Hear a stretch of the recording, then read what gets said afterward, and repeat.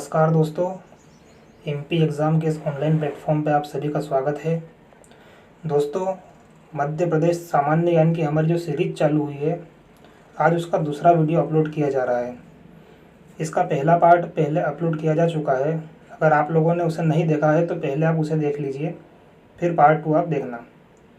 तो चलिए दोस्तों, शुरुआत करते हैं मध्य प्रदेश का गठन पार्ट 2। दोस्तों, पार्ट 2 शुरू करने से पहले हमने पार्ट 1 में क्या क्या देखा था उसके बारे में थोड़ी सी चर्चा कर लेते हैं। पार्ट 1 में हमने ये देखा था दोस्तों कि वर्ष 1853 में कैसे अंग्रेज़ों ने नागपुर रियासत को अपने अधीन किया और मध्य प्रदेश में अपना शासन करना शुरू किया। उसी संदर्भ में हम देखते हैं दोस्तों आगे कि 1947 से 1956 के बीच में मध्य प्रदेश की क्या स्थिति रही थी। तो पहले वीडियो में मैंने जैसा आपको बताया था कि सन 1947 से 1956 के मध्य प्रदेश 3 पार्ट में विभाजित था, पार्ट ए, पार्ट बी और पार्ट सी। पार्ट ए जो था हमारा, उसे हमने सेंट्रल प्रोविंस एवं बरार नाम दिया, जिसकी राजधानी नागपुर थी। पार्ट बी, जिसे मध्य भारत कहा गया, उसकी 2 राजधानियाँ थी, पहली थी इंदौर और दूसरी थी ग्वालियर। उसी प्रकार पार्ट सी, जिसे विंध्य प्रदेश कहा गया, उसकी राजधानी रीवा को बनाया गया। और दोस्तों, भोपाल एक स्वतंत्र रियासत था जिसे पार्ट सी के अंतर्गत शामिल किया गया। ठीक है दोस्तों, इतनी बात समझ में आई। उसके बाद वर्ष 1953 में राज्य पुनर्गठन आयोग का गठन किया जाता है, जिसके अध्यक्ष होते हैं फजल अली और सदस्य होते हैं के.एम. पनिक्कर और हृदयनाथ कुंजरू। तो दोस्तों, जो राज्य पुनर्गठन आयोग होता है वह एक रिपोर्ट पेश करता है, जिसमें वह 14 नए राज्यों और 6 केंद्र शासित प्रदेश बनाने की अनुशंसा करते हैं। तो दोस्तों, उन्हीं 14 राज्यों में से एक राज्य होता है हमारा मध्य प्रदेश। अब मध्य प्रदेश का जब गठन हुआ दोस्तों, तो हमारे मध्य प्रदेश का उस समय क्षेत्रफल हुआ करता था 443,446 किलोमीटर वर्ग किलोमीटर, 4,43,446 वर्ग किलोमीटर। ठीक है दोस्तों, और हमारा जो नवगठित मध्य प्रदेश था, जो 1 नवंबर सन 1956 को गठित हुआ, उसके प्रथम मुख्यमंत्री बनाए गए पंडित रविशंकर शुक्ल और प्रथम राज्यपाल थे पट्टाभी सीतारामैया जी। ठीक है दोस्तों, उसके बाद हमने देखा कि समय समय पर जिलों के पुनर्गठन की मांग उठने लगी। तो दोस्तों, जो हमारे 3 पार्ट थे, पार्ट ए, बी और सी, उनमें क्या क्या परिवर्तन किए गए वो हमने देखे। जैसे पार्ट ए में जो मराठी भाषी जिले हुआ करते थे, उन्हें हमने महाराष्ट्र को सौंप दिया। अब मराठी भाषी जिले कौन कौन से थे? तो 8 जिले थे दोस्तों। कौन कौन से? अकोला, अमरावती, बुल्ढाणा, वर्धा, भंडारा, चांदा, यवतमाल और नागपुर। इन 8 जिलों को महाराष्ट्र को सौंपा गया। दोस्तों, जो पार्ट बी था, जिसे मध्य भारत कहा गया, उस पार्ट बी में एक मंदसौर जिला है। मंदसौर जिले में एक भानपुरा तहसील है, जिसका सुनील टप्पा गांव हमने राजस्थान को दिया, और राजस्थान के कोटा जिले की सिरोंज तहसील हमने मध्य प्रदेश के विदिशा में शामिल कर ली। वहीं पार्ट सी को हमने ज्यों का त्यों शामिल किया था दोस्तों, और भोपाल को पार्ट सी के अंतर्गत ही रखा गया। हमने यहाँ जाना था दोस्तों कि जो भोपाल था वह उस समय कोई जिला नहीं था। उस समय भोपाल सीहोर जिले की एक तहसील हुआ करता था। फिर आगे हमने देखा कि वर्ष 1972 में 2 नए जिलों का निर्माण किया जाता है। कौन कौन से? भोपाल और राजनांदगांव। तो भोपाल जिला कब बना? वर्ष 1972 में। फिर उसके पश्चात बी.आर. दवे कमेटी का गठन होता है, सिंधिया कमेटी का गठन होता है, और वर्ष 1998 में 16 नए जिलों का गठन किया जाता है। जैसे ही 16 जिलों का गठन होता है, तो मध्य प्रदेश में अब जिलों की संख्या हो जाती है 61। कितनी? 61। और संभाग हो जाते हैं मध्य प्रदेश में 12।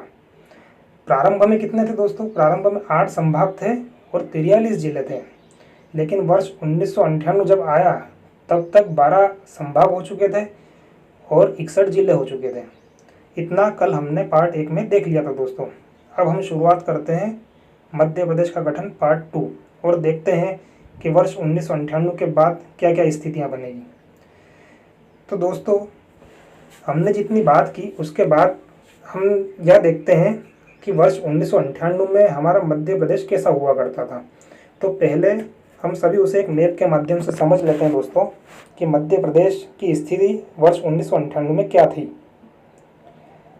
तो दोस्तों, जैसा कि आप सभी देख सकते हो, ये है हमारा मध्य प्रदेश जो वर्ष 1998 में हुआ करता था। इसमें आप स्पष्ट रूप से देख सकते हैं कि जो छत्तीसगढ़ वाला जो क्षेत्र है दोस्तों, जो बघेलखंड के से लगा हुआ है मध्य प्रदेश के पूर्वी भाग में, ये जो क्षेत्र है दोस्तों, ये पूरा छत्तीसगढ़ का क्षेत्र है। इसे आप भारत के नक्शे में भी देख सकते हैं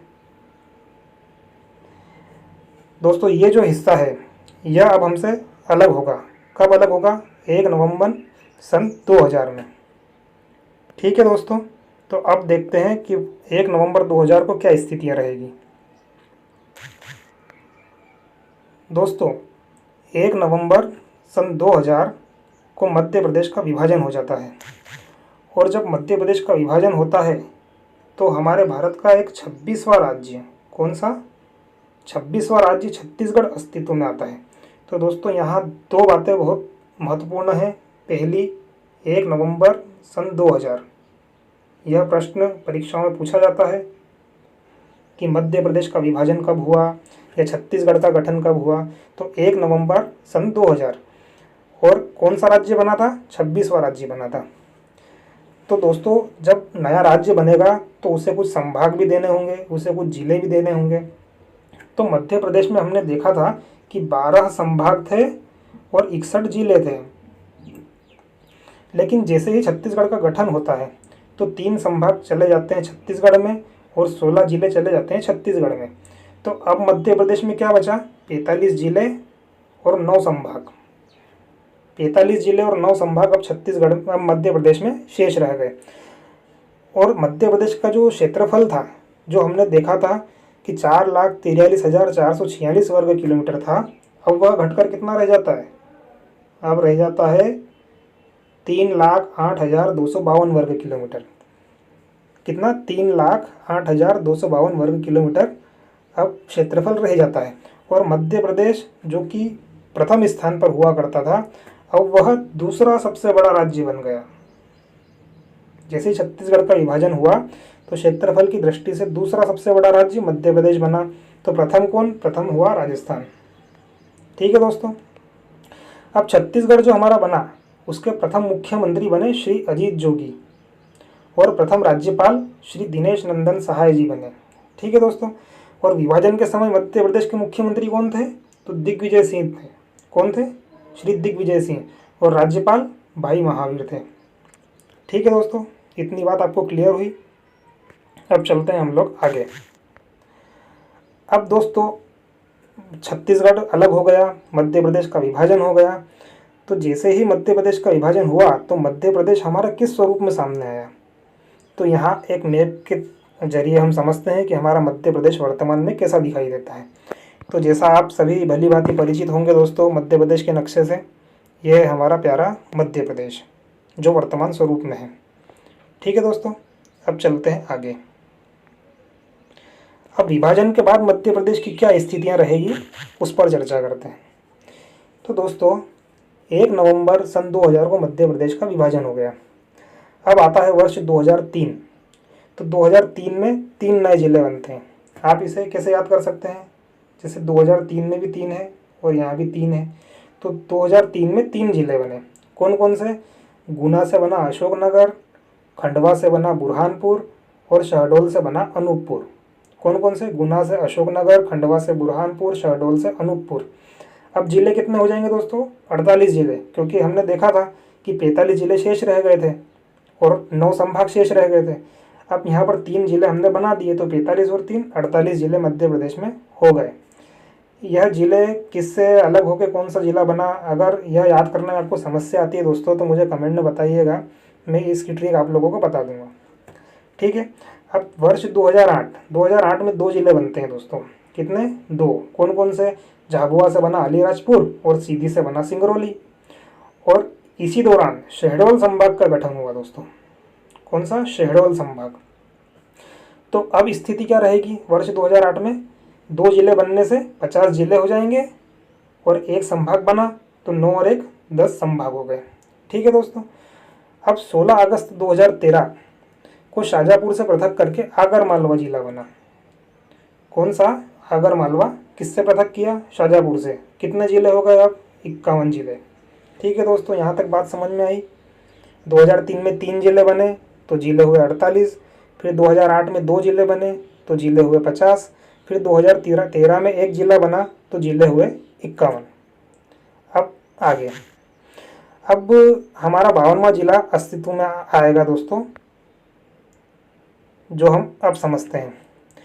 1 अक्टूबर 2018, यह डेट बहुत ही इम्पोर्टेंट है दोस्तों, इसे याद रखिएगा। 1 अक्टूबर 2018 टीकमगढ़ से पृथक करके निवाड़ी जिला बनाया गया। किससे? टीकमगढ़ से पृथक करके निवाड़ी जिला बनाया गया। बहुत इंपॉर्टेंट दोस्तों। अब जिले कितने हो जाएंगे? 52 हो जाएंगे, क्योंकि 51 हमने देखा था कि 51 2013 में हो गए थे, तो 2018 में 52 जिले हो गए। अब वर्तमान में प्रदेश में कितने जिले और कितने संभाग हैं? तो वर्तमान में 52 जिले और 10 संभाग हैं। ठीक है दोस्तों। अब कुछ इंपॉर्टेंट फैक्ट्स हैं जिन पर हम नज़र डाल लेते हैं, जो अक्सर परीक्षाओं में पूछे जाते हैं। जैसे पूछा जाता है कि 49वां जिला कौन सा बना, 50वां कौन सा बना, तो यहाँ पर लिखा हुआ है दोस्तों कि अलीराजपुर 49वां जिला बना और सिंगरौली 50वां जिला बना। ठीक है। एक और फैक्ट है दोस्तों कि 11वें संभाग के रूप में किसका गठन प्रस्तावित है? तो छिंदवाड़ा का गठन प्रस्तावित है 11वें संभाग के रूप में। ठीक है दोस्तों।